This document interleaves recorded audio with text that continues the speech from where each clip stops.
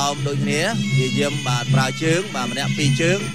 bà mà nè ban tại một trường để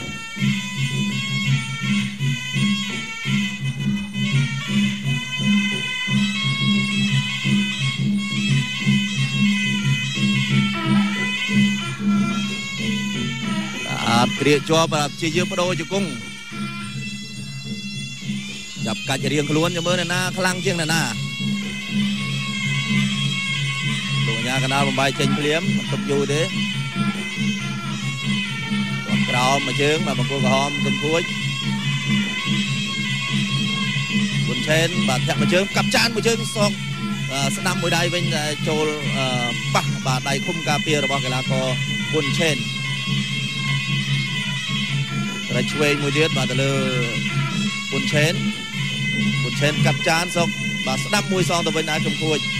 cầm cuối canh chanh cầm phu rồi bao cái là có quần trên mình tích bàn tay mình ấy thế bà tịch chuối nhà giá cày sẽ đâm rồi bao cái là có bằng cô thiêu và ốc lên mà từ lơ bà cầm cuối trên là được chỉ riêng cuối và từ lô từ bên này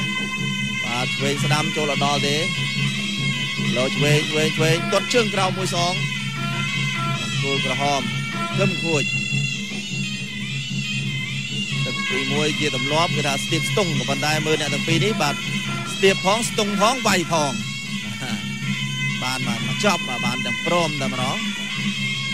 lên phóng men phóng nè chân phần lòng chân lòng cái đấy nè vay làng mò đấy làng mò váy chẳng người ta tờ váy mình 300 tờ tiệp tung đấy mà tiệp tung lá vay lá tập à thấy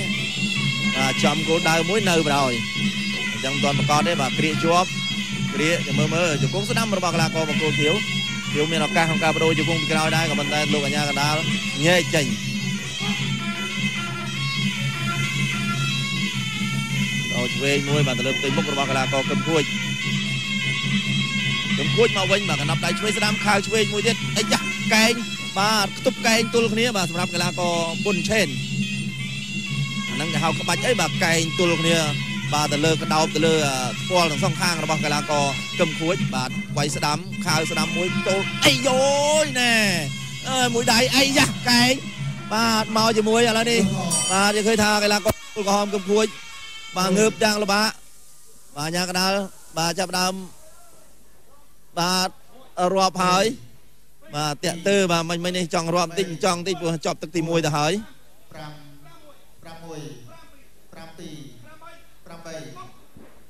bà ở đây thì bà lên đi bà rọp ban trâm vậy phần lật nấu sạp bia muối nè phần lật đợt phum chưa kê phòng này nơiក្នុងតំបន់bàលូលស្រីជាទីមេត្រីបាទនៅពេលនេះសូមបន្តតាមដានទស្សនាទឹកទី2បន្តទៀតបាទសម្រាប់ការជួបគ្នារវាងគូប្រដាល់ពិសេសទី1បងពូក្រហមគឺកីឡាករសេកកំផានសំទោសបាទសេកកំខួចបាទបង្គោលខៀវពេជ្រពុនឆេនចេះតែចង់ជាប់បាទទៅណាសេកកំផានសេកអីបាទតាមពិតទៅកំខួចទេបាទមិនមែនកំផានទេកំខួចបាទជាមួយនឹងពុនឆេនគង់បុនឆេនល្អណាស់បាទស្ដាំមួយជង្គង់ទៀតបាទទាញបោកអត់ដួលទប់ចំហបានល្អរុញបាទទៅកណ្ដាលផ្ទៃសង្វៀនគាត់ក្រោមមួយល្អណាស់កំខួចបាទបោកទៅដួលជាមួយគ្នាបាទអត់ទៅណាទេបាទទៅទាំងអស់គ្នាមកទាំងអស់គ្នាគាត់ជើងក្រោមបបាក់ចតុលទៀតហើយដេញតាមបីស្ដាំបាទកែងរបស់កីឡាករបង្គោលខៀវអុកជង្គង់មួយទៀតបាទក្រហមជាយាមចាប់កាច់បោកទាញទៅជាមួយអាយយបាទបន្លំជង្គង់ខ្លះអីខ្លះបាទយើងឃើញថាបង្គោលក្រហមហាក់បីដូចជាមានស្នាមបាទប្រេះបន្តិចហើយលើតបកភ្នែកខាងឆ្វេងបាទឈាមហូរមកបន្តិចបាទនៅសើមនៅឡើយទេបាទជង្គង់ឆ្វេងរបស់កីឡាករបង្គោលខៀវនៅតែមានឱកាសរុញបាទបង្គោលក្រហមរួចចោលអាញាកណ្ដាលឲ្យកីឡាករបង្គោលខៀវបាទទៅម្ខាងបាទដើម្បីសម្អាតឈាមទៅលើកីឡាករសេកកំខួយសិនបាទព្រោះថាមានស្នាមបែកទូចមួយទេបាទនៅលើត្របកភ្នែកខាងឆ្វេងអត់អីទេបាទឥឡូវនេះទស្សនា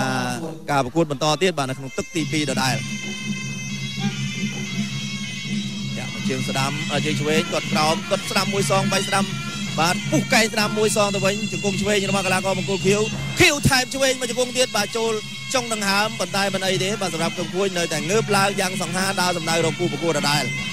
បុនឆេនរ៉េឆ្វេងបាទកឹមខួចបាទវាយចូលស្ដាំម្ដាយវិញដែរអូយបោកគេមិនទៅតែខ្លួនឯងកឹមខួចអើយខ្មាស់គេណាកឹមខួចទាត់ក្រោមមួយបាទ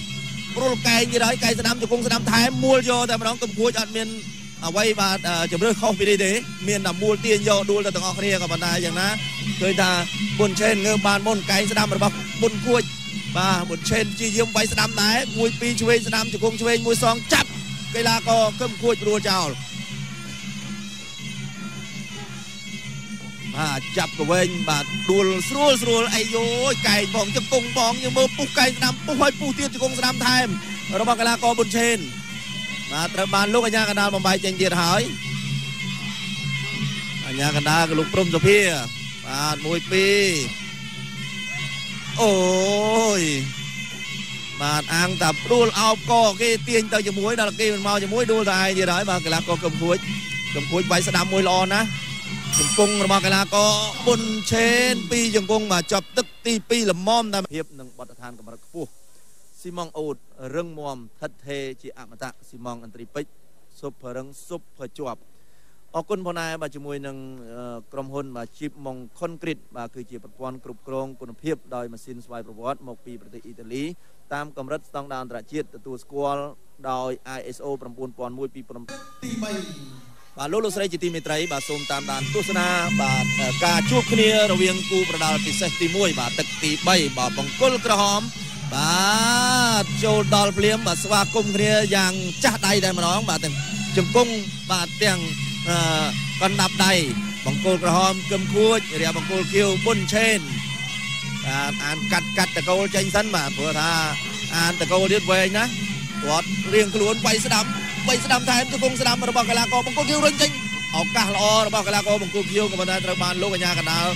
រត់ពាំងពីមុខបំបាយបានមុនដេញតាមទាត់ស្ដាំវាយស្ដាំមួយចូលអត់ដល់ទេទល់ជើងជាប់ជង្គង់ឆ្វេងរបស់កីឡាករបុនឆេនបាទត្រូវបានលោកអាជ្ញាកណ្ដាលបំបាយទៀតហើយយ៉ាងម៉េចបាទស្នាមបែករបស់កឹមខួចហាក់បីដូចជាមានបន្ថែមឬក៏បាទជាស្នាមចាស់បាទឥឡូវនេះបាទលោកអាជ្ញាកណ្ដាលប្រគល់ទូនាទីឲ្យ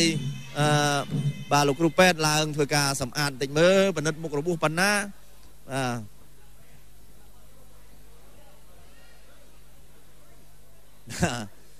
កឹមខួចចង់បាទរកគោលដៅឡើងឃើញយ៉ាងម៉េចបាទស៊ូឡើងមិនទាន់ចុះចាញ់ងាយបាទទើបតែទឹកទី3ទេបាទសូម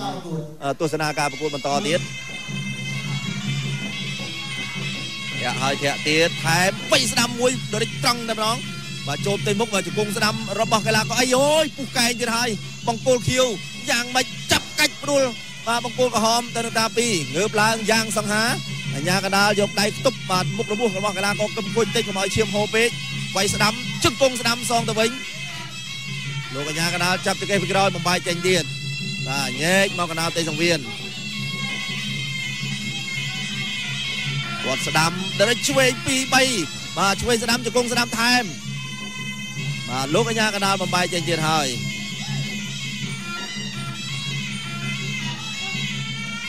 មួយជើងចូលមាត់ស្ដាំរៀងខ្លួនបាទចូលគោលដៅល្អណាស់1 2ទាត់សម្មាមកបាទទាត់ជើងក្រោមសងវិញដែរសម្រាប់កីឡាករកឹមខួចបាទធ្វើអធិប្បាយអត់ទាន់ដាក់សម្មាយកតែម្ដងបាទអធិស្ឋានបាទពីបងប្អូនយើងបាទ1 2វាយស្ដាំជង្គង់ស្ដាំមកដេញតាមទាត់ក្រោមមួយរុលកែងឆ្វេងទៅមករួចជង្គង់ស្ដាំរបស់កីឡាករបុនឆេនយ៉ាងម៉េចបាទងើបឡើងចង់បបាក់អមិនទេបាទកឹមខួចទាត់ជើងក្រោមអូយមួយដៃចូលទៅលើផ្ទៃមុខរបស់កីឡាករកឹមខួចទៀតហើយអត់អីញ៉ាកណ្ដាលចេះតែយកដៃខ្ទប់បាទចំណុចអូយមកដៃម្នាក់បាទជង្គង់របស់កីឡាករបុនឆេនណែលេងមកស្រឡាញ់អូយលោកអាជ្ញាកណ្ដាលហើយមកបំបែកតាំងពីយូរហើយរួចខ្លួនបាត់បាទលេងបដ ாய் ឲ្យដាក់បាទចូលចំគោលដៅតែម្ដងឥឡូវនេះអាជ្ញាកណ្ដាលចាប់ផ្ដើមរាប់ហើយបាទងើបឯណារួចគ្នាប្រឹងប៉ុណ្ណឹងហើយបាទអ្នកឲ្យទឹកចិត្តឲ្យងើបបណ្ដៃគ្នាងើបទាំងបបាក់បាទ8ហើយបាទងើបមិនរួចទេ9 10មិនអាចបន្តការប្រកួតការទៀតទេបាទព្រោះថាចូលច្រើនណាមិញនេះបាទចាំមើលរូបភាពយឺតបាទបន្តិចនឹងមានជូនហើយផ្សាយជូនហើយនេះបាទយើងមើលរូបភាពយឺតបាទយើងមើលបាទដៃបដូរ